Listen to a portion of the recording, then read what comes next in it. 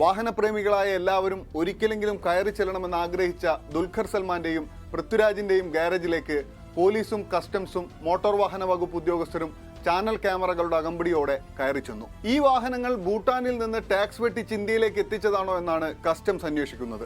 Vintage വാഹനപ്രേമികളുടെ ഇഷ്ടവാഹനമായ Nissan പാട്രോളും ദുൽഖറിന്റെ ഗാരേജിലെ വെള്ള നിറമുള്ള land rover defender പഴയ പതിപ്പും നടൻ അമിത് ചക്കാലക്കലിന്റെ വാഹനങ്ങളും കസ്റ്റംസ് കസ്റ്റഡിയിലെടുത്ത 36 വാഹനങ്ങളിൽ ഉൾപ്പെടും. ഭൂട്ടാനിൽ നിന്ന് ടാക്സ് വെട്ടിച്ച് 198 വാഹനങ്ങൾ ഇന്ത്യയിലേക്ക് എത്തിയെന്നാണ് കസ്റ്റംസ് പുറത്തുവിടുന്ന വിവരം. എങ്ങനെയാണ് ഭൂട്ടാനിൽ നിന്നും വാഹനങ്ങൾ ഇന്ത്യയിലേക്ക് കൊണ്ടുവരുന്നത് എന്ന് നോക്കാം. ഭൂട്ടാനിലെ സൈനിക ഉദ്യോഗസ്ഥർ ഉൾപ്പെടെ ഉപയോഗിച്ചിരുന്ന വിന്റേജ് വാഹനങ്ങളും ആഡംബര വാഹനങ്ങളും കാലപ്പഴക്കത്തെ തുടർന്ന് പൊളിച്ചൊഴിവാക്കാൻ വേണ്ടി മാറ്റുമ്പോഴാണ് ഏജന്റുകൾ ഈ വാഹനങ്ങൾ വാങ്ങി ഇന്ത്യയിലേക്ക് എത്തിക്കുന്നത്. 15 വർഷം കഴിയുമ്പോഴാണ് ഇന്ത്യയിൽ ഒരു വാഹനം റീ രജിസ്ട്രേഷൻ ചെയ്യേണ്ടത്. എന്നാൽ ഭൂട്ടാനിൽ 10 വർഷം പൂർത്തിയാക്കിയ വാഹനങ്ങൾ സ്ക്രാപ്പ് ചെയ്യും. റീ രജിസ്റ്റർ ചെയ്യുന്നതിനു പകരം ഭൂട്ടാനിൽ വാഹനങ്ങൾ ഡീ രജിസ്റ്റർ ചെയ്യും.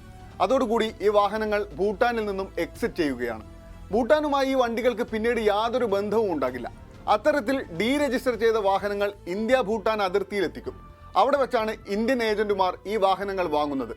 ശേഷം പശ്ചിമ ബംഗാൾ നഗരമായ ജയ്ഗാവിൽ എത്തിക്കുന്ന വണ്ടികൾ പിന്നീട് ഹിമാചൽ പ്രദേശിൽ എത്തിച്ച് ഇന്ത്യൻ രജിസ്ട്രേഷൻ നടത്തിയാണ് രാജ്യത്തിന്റെ മറ്റു ഭാഗങ്ങളിലേക്ക് കൊണ്ടുപോകുന്നത്. ഭൂട്ടാൻ രേഖകളിൽ പൊളിക്കാനുള്ളത് എന്ന് രേഖപ്പെടുത്തിയ വണ്ടികളാണ് ഇന്ത്യയിലേക്ക് എത്തിക്കുന്നത്. ജപ്പാൻ നിർമ്മിത വാഹനങ്ങൾക്കും മറ്റ് യൂറോപ്യൻ വാഹനങ്ങൾക്കും ഭൂട്ടാനിൽ വലിയ വിലക്കുറവാണ്. ഇന്ത്യയിൽ 1 കോടി രൂപ വില വരുന്ന വണ്ടികൾക്ക് ഭൂട്ടാനിൽ കേവലം 30 ലക്ഷം രൂപ മാത്രമേ ഉണ്ടാകൂ എന്നാണ് സർക്കാർ വൃത്തങ്ങൾ സൂചിപ്പിക്കുന്നത്. നികുതി ഇനത്തിൽ അത്രയും വ്യത്യാസമാണുള്ളത്. അതുകൊണ്ട് തന്നെ ഭൂട്ടാനിൽ നിന്ന് എത്തിക്കുന്ന വാഹനങ്ങൾക്ക് ഇന്ത്യയിൽ ഡിമാൻഡ് കൂടുതലാണ്. കേന്ദ്ര സർക്കാരിലെ ഉന്നത ഉദ്യോഗസ്ഥരും ഇത്തരത്തിൽ വാഹനം വാങ്ങിയിട്ടുണ്ട് എന്നാണ് പുറത്തുവരുന്ന വിവരങ്ങൾ. National TB institute director, central silk board member secretary എന്നിവർ വാഹനം വാങ്ങിയതായാണ് വിവരം. ഈ 2 വാഹനങ്ങളും ഇപ്പോൾ ബാംഗ്ലൂരിലാണ്. ഇന്ത്യയിൽ ഇതുവരെ എത്താത്ത വാഹനങ്ങളും ഇന്ന് പ്രൊഡക്ഷൻ ഇല്ലാത്ത വാഹനങ്ങളും വാങ്ങാൻ ആഗ്രഹിക്കുന്നവർ യൂസ്ഡ് കാർ ഷോറൂമുകളെയാണ് ആശ്രയിക്കുന്നത്. അങ്ങനെ വാഹനം വാങ്ങുന്നവരിൽ ഭൂരിഭാഗം പേരും തന്റെ ആഗ്രഹം കൊണ്ടാണ് വാഹനങ്ങൾ സ്വന്തമാക്കുന്നത്. എന്നാൽ ഇതിനു പിന്നിൽ നികുതി വെട്ടിപ്പും തട്ടിപ്പും നടക്കുന്നുണ്ടെങ്കിൽ അത് പുറത്തു വരിക തന്നെ വേണം.